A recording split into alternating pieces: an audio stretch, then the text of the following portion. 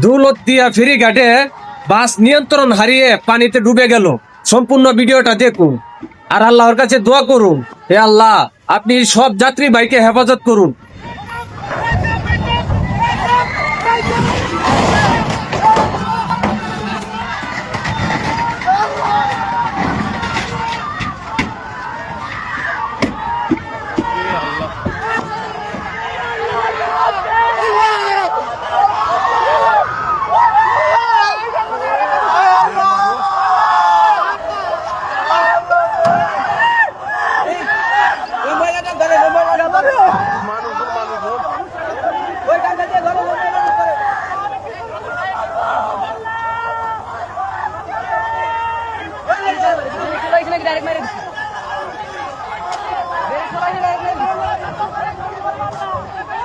আরে